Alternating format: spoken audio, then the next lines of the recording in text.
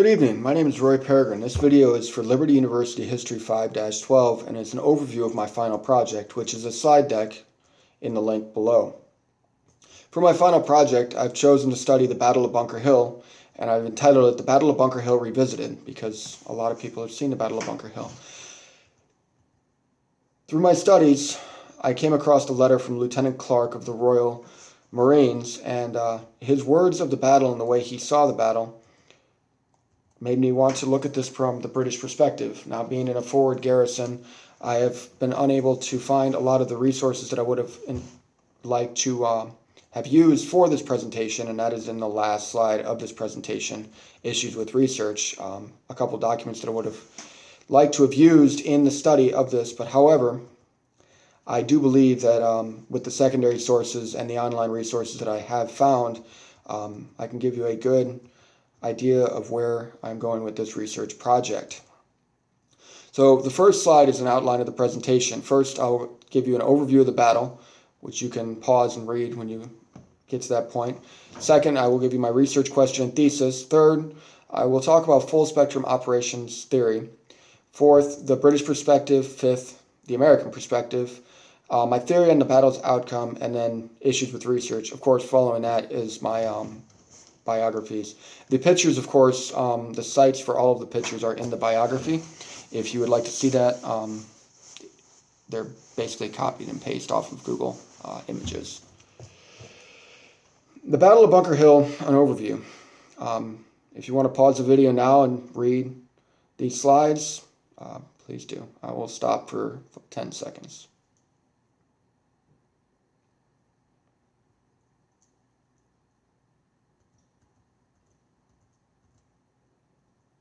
Okay, well, my thesis in question, basically when I started reading into the Battle of Bunker Hill, I couldn't understand how General Howe decided to put his troops on rank instead of in file,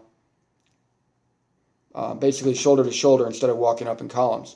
Walking up in columns would have permitted them to have 4 or 5 people in the front with a 4 or 5 man front, and then have economy of force basically hitting at one point instead of being spread out. Being spread out as they were, they spread the lead from the dug-in trenches across the entire formation, whereas 1 or 2 people, if they had 4 men in front, they would have knocked down the first 4 and then just kept moving forward until they would have hit the trenches and then spread out from the trenches, i.e. hitting a trench and then jumping in and moving laterally like you do when you clear a trench.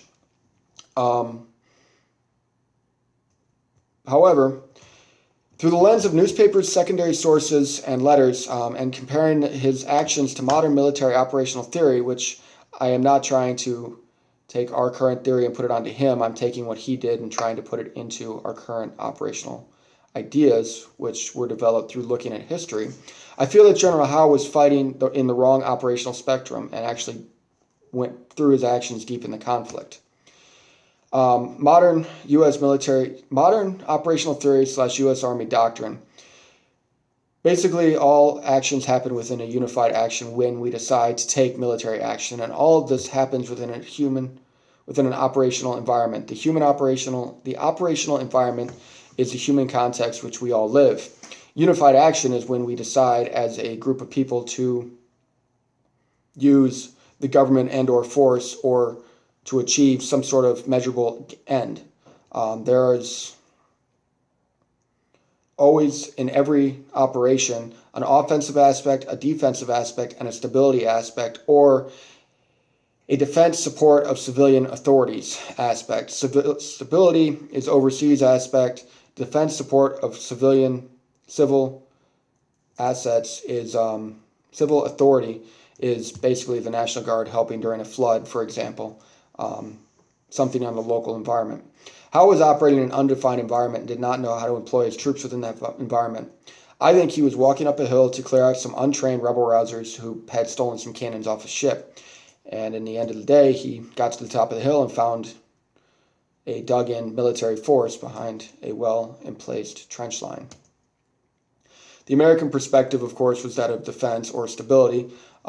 Since they are Americans and they were operating on their homeland, they may have been using the homeland defense model, but I believe that they were actually operating in a defense offense, defense, stability operations. Of course, the British perspective, they were there to stabilize the colonies. They came over during the French and Indian War, and then they never left. They were there to enforce taxes and to make people pay their taxes. They weren't there to go out and burn every town down. They were there to force the towns to pay. And I think that they placed too much of an emphasis on offensive operations, which led to the destabilization of their country, from it being their country to them being an invading force of now what we call the United States. From the perspective of Lieutenant Clark John, this was the guy who, his letter is what started this. This is what got me to study the Battle of Bunker Hill. Basically, he claims that on Friday the 16th of June, they received information about the rebels in placing a battery on Bunker's Hill, and this was confirmed by cannonballs. This doesn't make much sense because the Providential forces didn't step off until about 9 o'clock on the 16th and didn't start even digging until midnight, which would have been the morning of the 17th. However, he could have gotten his dates confused, but it doesn't seem likely that a unit that is low on powder would waste powder lobbing cannonballs randomly into a city. But I mean, they were an untrained force. They could have been trying to zero their guns on the city. They could have just been firing them for fun. I don't think that they were actually shooting cannonballs into Boston, though. He goes on to state, basically, he gives a very heroic depiction of the battle, which is, of course, in the newspaper in front of hundreds of dead officers and hundreds of dead soldiers. And this would have been the first report that he would have given to families at the time, because they didn't go knock on doors back then. They probably couldn't find most of them. They'd be lucky if they got a letter from their friend, especially since most of the people that died, most of their friends died with them. But in the entrenchments, they found 5 pieces of cannon, 5 swivel guns, which were of the Diana schooner. Basically, the HMS Diana was commissioned in 1774, and 1 year later ran aground in Boston, was abandoned and was burned. It was armed with 6 British 4-pound guns. The range of these 4-pound guns was around 12 to 1,500 yards. With the maps of the day, they could have actually been lobbing cannonballs into Boston, but it's highly doubtable. Going into the next couple slides, I went over the British perspective, the British officer's perspective, basically showing that they were not there on a stability operation anymore, that they were there strictly to punish and cause problems for the colonists there. They were there to, honestly, I don't know why they were there. They were not there to be stable. They were there to punish. This supports the American defensive mission sets. They had given up on reconsolidating with the British, and basically they went from working with these people to becoming a defensive force that were trying to defend off an invasion.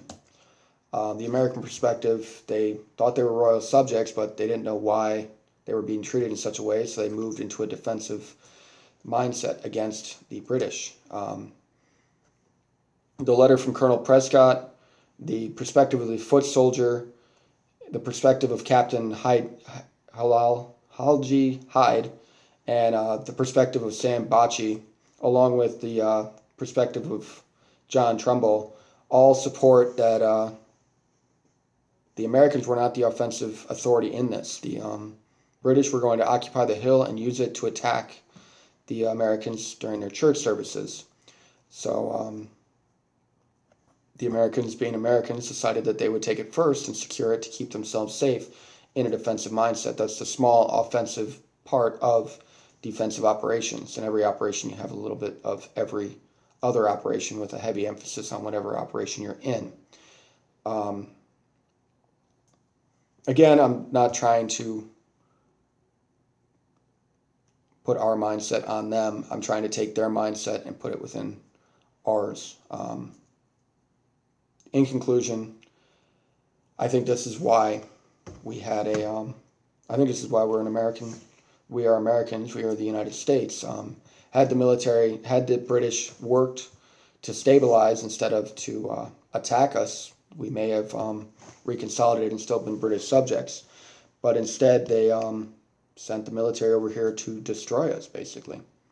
And the overly offensive actions of the British in this battle show that they were no longer peers or countrymen of the Americans, but an enemy that needed to be dealt with. They weren't here to be our friends. They were here to pillage us, basically. So I hope you enjoyed my presentation, and thank you for being in class with me. Have a good night.